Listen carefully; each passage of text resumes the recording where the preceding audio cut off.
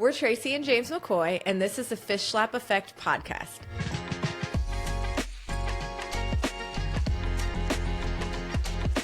Where leaders, creators, and disruptors collide. Each week, we bring you honest conversations about business, marketing, leadership, creativity, and the bold ideas that help people stand out in a noisy world. Whether you're building a brand, growing a business, or looking for fresh inspiration, you're in the right place. Let's make a splash. And welcome back to the Fish Slap Effect podcast. My name's James. And I'm Tracy. And this is episode 4. Can you believe it? Episode 4. Episode 4. Welcome back. Tracy's been on vacation. I've been on vacation. So how was your vacation?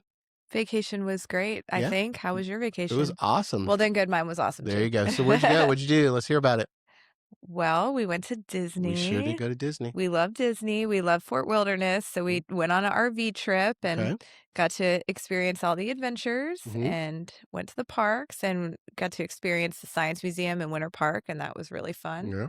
Really liked that. What about you? What was your favorite part? My favorite part was just hanging out in the RV and being really close to the parks, because when you stay at a Disney resort, you can use the transportation, which is totally cool. So you don't really have to load up and unpack things, especially for the littlest one.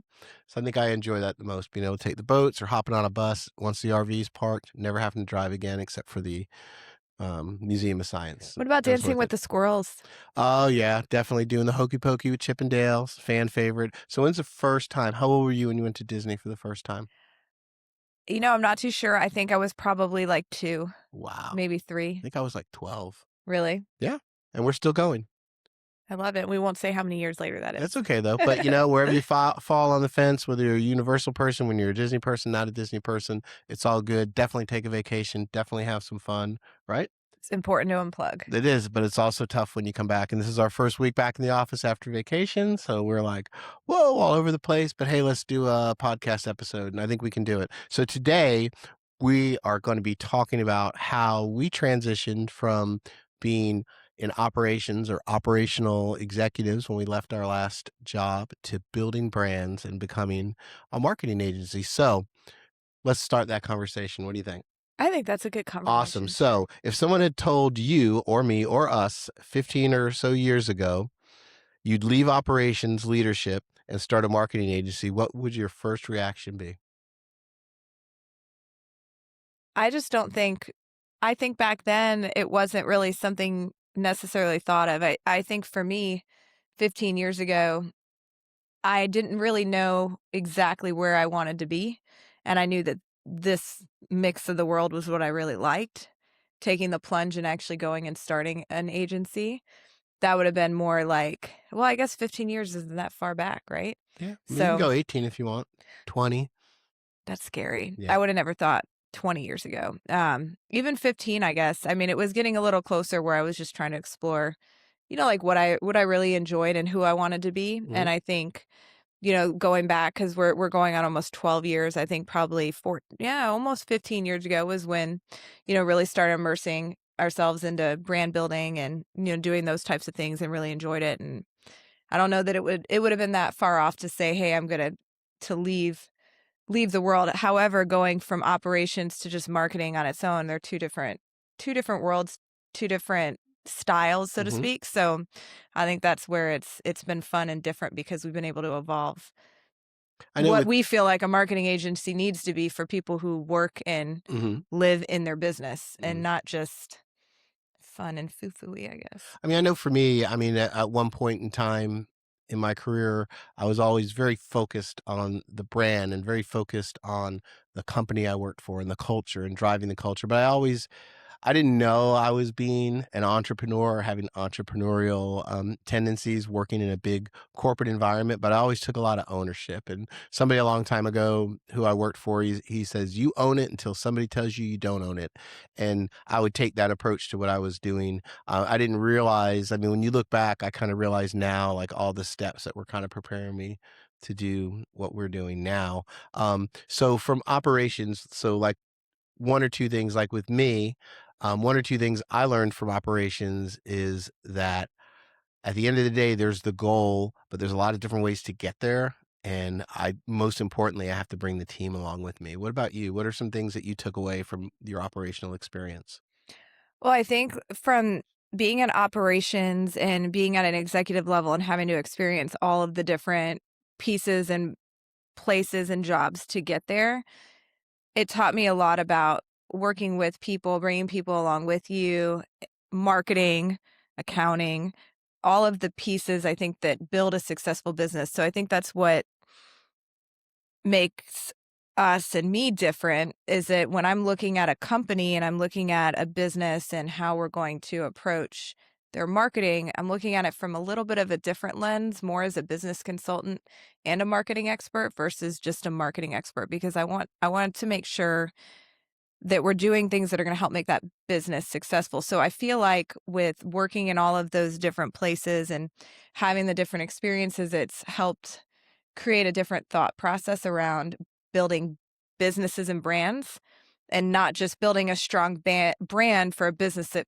is going to fail Okay. ultimately because they're missing certain pieces. So it just helped me think differently. So what do you think like operational leaders see that marketers often don't see? And what I mean by that is so like if I get a new lead for Get Fish Slapped, I look at the business, I look at what they do, if their price points are online or anything, I kind of try to start to figure out where their comfort zone or their pain point's going to be in regards to pricing because I kind of see what they're charging for their services. So that's kind of like my operational approach I take that sometimes marketing people miss. So what are some things you think marketers miss but operations people focus on? So, thinking about coming from an operations background going into marketing and not necessarily working in operations anymore, I don't feel like we ever really left operations. I feel like I'm always looking ahead at what if we do this and we put this in place, what's going to happen next? And I think from a just when you're solely looking at marketing and branding, you're like, I want to establish a really great brand. I want this to be successful. I want it to pull through over many years. We want to create something that's special, that's meaningful, that connects with people, and that can create a lasting impact, right? So we're building this awesome brand. We're trying to help it grow.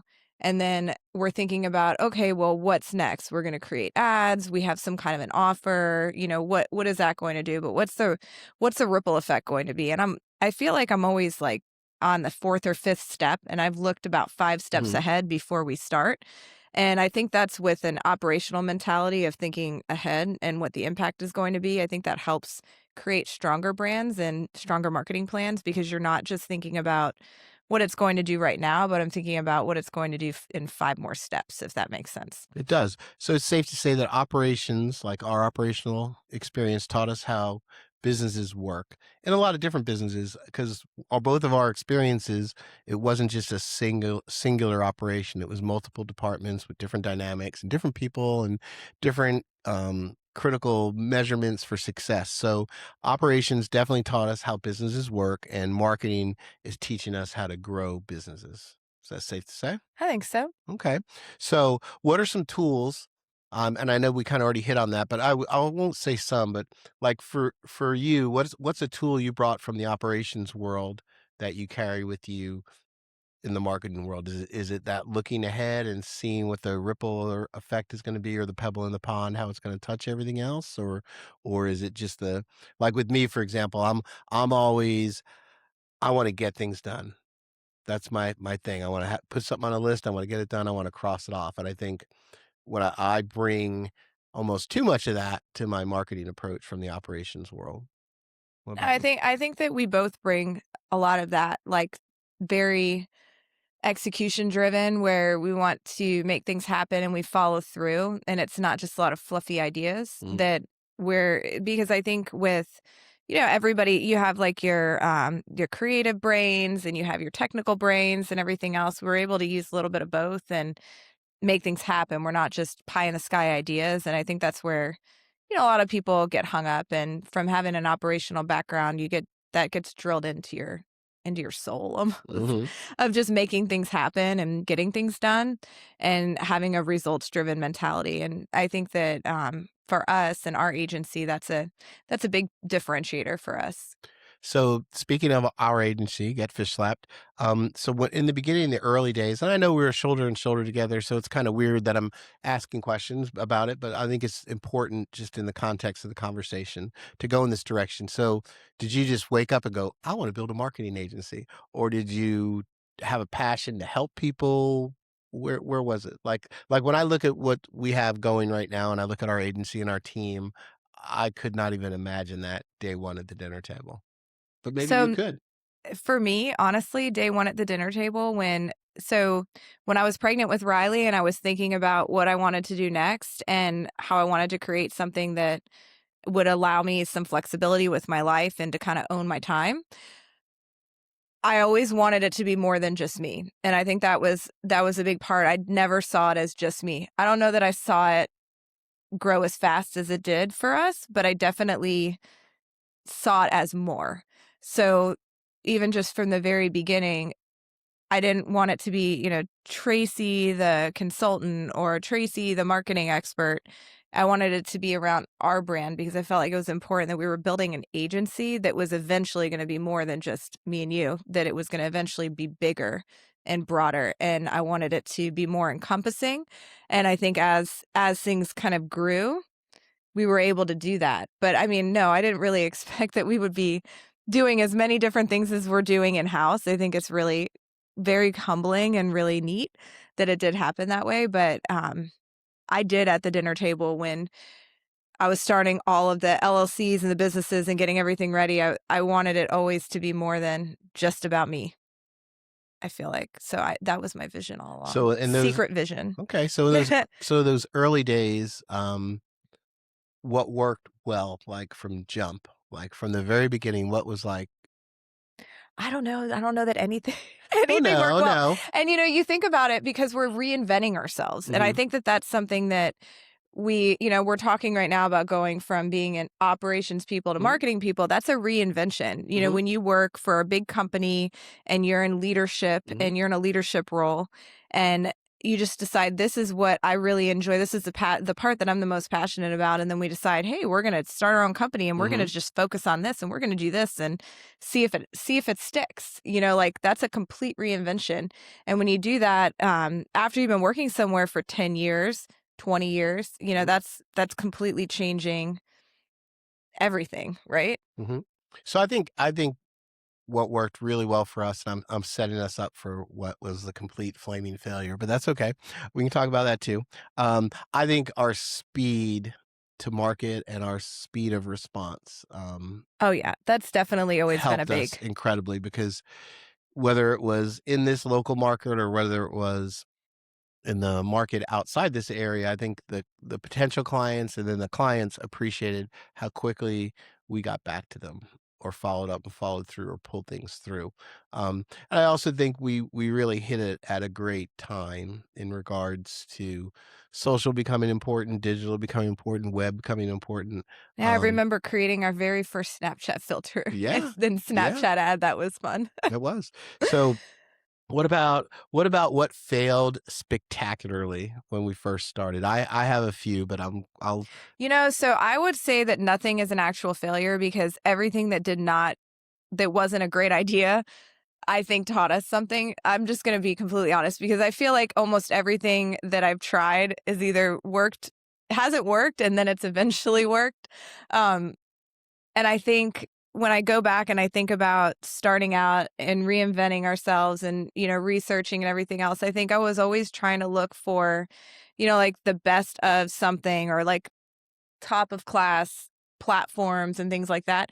And I think that that might have sometimes been a little bit of an Achilles heel because I would get hung up on those types of things and then it would take me a while to get moving on something or just being, I think, overthinking things more than actual, like I can't really think of a oh my gosh, huge mistake that was just like why on earth did we even go there? But I'm sure there are plenty of them. I just don't they don't really stand out. I think I move really quick from mhm, something screwed up and move on and we've definitely not done everything right. I think we've grown and we've had little spurts of where we've grown really fast and almost too fast in sometimes where maybe things weren't done exactly how I wanted them to be done. So I think that those are learning curves of, scaling and, doing better as we grow and train and creating better I'm processes. trying to remember the first, third-party enterprise solution platform, that We we ever won't used. mention the name. I can't remember the name. I know the name, but I'm not gonna What say it. letter does it begin with? F.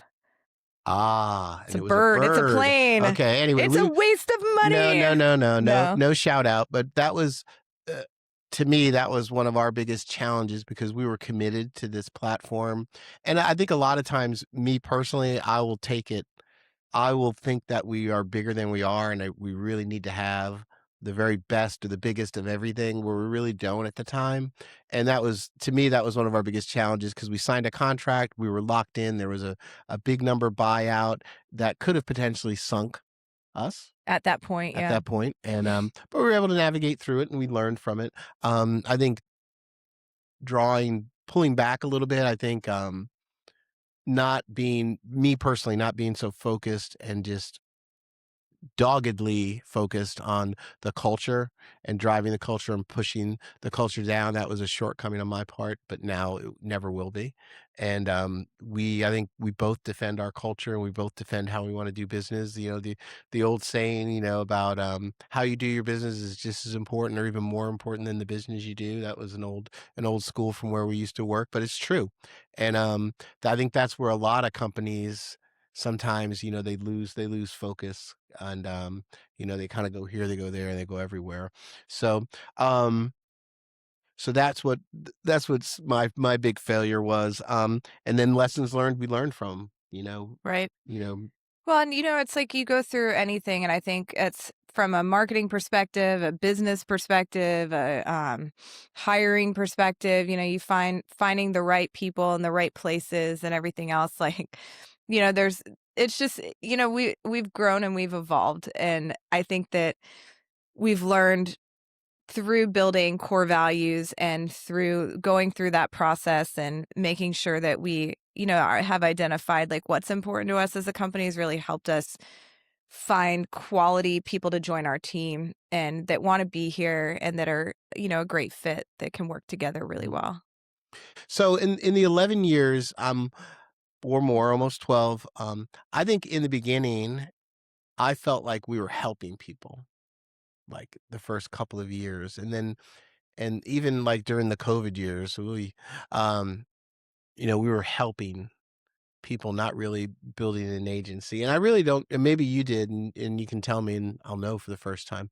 Were you always in the back of your mind building an agency, or was building the agency a natural transition from helping all these clients? So for me and in my mind since the beginning, it was always about helping people because that was what I enjoyed. But I also knew as we grew, we needed to build an agency and I feel like we've always been helping people. I Hmm. feel like we've been more focused on building our agency's culture Hmm. over the past 3 or 4 years and really focused more on building our business as a agency with great processes and company culture and different things like that, where it's become more of a business than a, "Hey, this is really fun," and, it's just me and you, and now it's, "Oh, yeah, it's me and you and 2 more employees, and now 2 more come along and 2 more come along." So it's been I feel like we've had to change focus a little bit from our main focus being always on the clients to also our focus being on how we structure and grow our business as well. Hmm. So, like, I can just vividly remember, like, our first set of clients. It was, content, content, content, content. Content on social, and then it kind of pivoted to, Google or a website or photography or videography. So how did our core clients' needs drive what services we developed?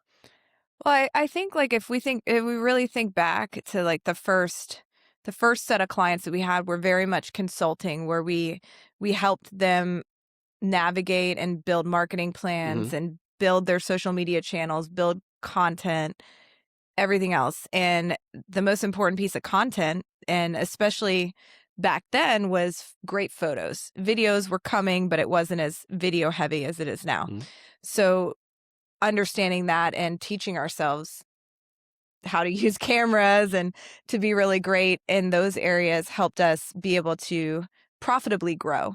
And then we're like, okay, well, we need more specialized photography and videography. And we brought in some really great 1099s that were able to come alongside and contractors to work with us. And that kind of fit that need. It seemed like every client that we'd work with to help them with their business that wanted to grow on Google or on social media, they had either a really old website or a really bad website or no website at all. And we were working with really great contractors. However, one thing, and you mentioned it earlier, that was really important was speed to market. And I just didn't feel like we were able to deliver great quality and great speed to market using various contractors. So we started learning and self-teaching and doing things in-house, and over the years continue to train people and then hire people who were more specialized and understood web development. But web development came in from a need where it wasn't the very first inkling of, hey, our marketing agency is going to be a web design company, but that's one of our primary focuses. And we've designed hundreds of websites and host way too many websites and maintain them and everything. And it's one of the biggest and most important pieces of a brand. And the same thing with graphic design. And, we've always done graphic design since the very beginning. And I just think every little piece and meta ads, that was one of the first, ever since almost day one, we've been working on ads would on Facebook. And then as Instagram jumped in on Meta or Facebook and Instagram or Mhm. however it was called, back then. And Google ads came pretty close as well. Like that was probably 2 years into the business where we became Google partners and have been working on Google ads because customers wanted to be seen. And we were looking at, what's going to be the most equitable way to do that. And also working with partners on programmatic and geofencing, and then bringing a lot of that in-house and working directly with the DSPs to be able to provide better pricing. I think a big piece was the client's needs dictated how we grew. Mhm. Because as we needed to utilize these tools, I found that it made more sense. We had better quality control and it was more profitable to bring a lot of these services in-house. And I think it's important too. Like, I love that we're US based with people working here in the US. We don't outsource out of the country. We never have, we never will. And I think that that's important. I mean, it's great that we can give back to our community Mhm. by hiring people that live and breathe and work here. Absolutely. So Awesome. So, are there any tools, are there any tactics that you used to use as an operational executive that you use now daily to be successful? I still make all my crazy lists Okay. and try to keep myself on track. And I think, like I think the core of how you do things and how you operate don't really change regardless of the role that you're in. Mhm. I think it's really important that we take what we do seriously, that we do our best all the time. Mhm. That hasn't changed. I think really from like pivoting from operations to marketing, the biggest thing that's changed as far as how we do things would be we get to take holidays off. It's a little different. Yeah, we have And, a different ish, work-life balance for different sure, for work-life sure. balance, but I think as far as ordering my day and ordering my steps and things like that, I think that those are some of the things that help me stay organized. And I learned a lot of organizational skills working in the hotel world and on the executive level and in operations, because you have so many hats. So I think that one really big thing that's very similar but different to running your own business and working in a role like that is that you have to wear a lot of hats. And I've always worn a lot of hats and never just worn one hat. Mhm. So I think coming into our role in the agency and building this agency and everything, those are some of the big things that's, I feel like helped me be successful in my role. So I think, I can say, like, with 100% confidence that our operational experience is a key differentiator when we're lined up against other marketing agencies. I think so for sure, because having experience working in a business and not just like working there for a couple of years and dabbling our toe in something, but really working in a business and growing and treating it like your own and having a totally different mentality on how you need to run things, I think helps us look at people's businesses a little bit differently than other agencies. So, what's been over the last soon to be 12 years, what has been the most fun project that we've ever worked on? The most fun. There's been a few fun ones. I really liked in the beginning, there was one called Save My Chairs, Yep, and it was that was a good it one. was an app, and they were based out of, the Toronto area, and they had worked on developing this really cool app to, like, save your pool chairs, and we did a really cool video shoot on South Beach and went to Toronto to do several meetings with them and went to some shows and learned a lot about their business. That was a really fun, branding project that we worked on. I really enjoyed one of the earlier projects in Charlotte with that Marriott and helping them with their different restaurants and marketing those restaurants. That was a ton of fun. Yeah, we've had some really fun projects as well. I think, What's been your favorite oh, project? my favorite one was probably we um, did some videos in Charlotte at farms, and we went to different farms Oh, and got yeah, to meet a that lot was of really farmers. fun. And the thing I enjoyed about that the most is we were using at the time a vendor, 1099 videographer whose genre was rap videos, but he was a great videographer. But to know that this guy he was literally like, about a week ago we were shooting $100 bills out of a gun, and now I'm standing in the middle of a field in Didn't he North win a Carolina. VMA He was or nominated. He did nominated? not win a Yeah. VMA. Shout out to Damien. Taught me what B-roll was. I think that's number one, one A, one B, and then I think when we interviewed all the IMSA drivers up in Daytona, that was a lot of fun. Going to 38 different pit stalls and meeting all these different drivers. Yeah, I think working with the Sebring International Raceway has been one of my favorite long-term projects. Like, that has just been so much fun, getting So to know racing and no, for sure. I think a big takeaway though is it's never too late to evolve, change, reinvent yourself. reinvent yourself, to get a big fish slap across the face and maybe become awakened to some other Opportunities. opportunities and activities. And as long as you don't burn a bridge on the back end, you can always go back, right? Yes, you can always go back and you can always go work for somebody else. But right now might not always be, right now might be your time. Yeah, So, for sure. So as we're wrapping up another episode of the Fish Slap Effect, I was driving in today and I was thinking about some other questions and whatnot. I know it feels like an interview sometimes, but I also am such a control freak. I feel like I have to steer the conversation. So I'm sorry if I'm always interviewing you or not. But on a lighter note, and we're gonna have Jess weigh in too, so she's gonna have to talk real loud to get one of these mics to pick her up. So, is it critical or is it important that your socks match? no. Well, Wow. okay. So, Okay, hang on. okay, So so Jess says before yes, no, no, James no, says yes. I really gotta qualify this. So we have a 20 something, a late 30 something, and an old man of the sea. So that being said, executive producer Jess, what was your answer? Yes, your socks have to match. Trace? No, they don't have to match. Interesting. Unless they show. Okay, so here's my rule. If they're no-show socks, they don't have to match. If you can see them and they're like ankle socks, they should match. But if they're like funny socks, I feel like they could be different. Got it. So, not to let everybody look into our crazy life, but our soon to be 4-year-old, Maddie, doesn't care if they match. Oh no, she'll wear different shoes. Not at all. Our 11-year-old is quite neurotic about them exactly matching.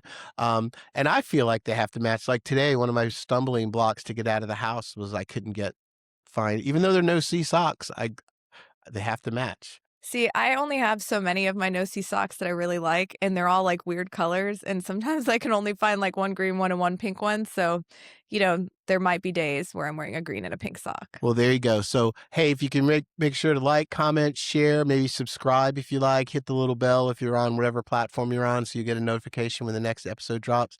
That would be totally cool. I'm sure that hearing all of the conversations about going from operational people to marketing people was great, but I think the sock conversation and the vacation conversation was just as important. We look forward to doing another episode soon. We really appreciate your support, and we want you to go out there and make a splash.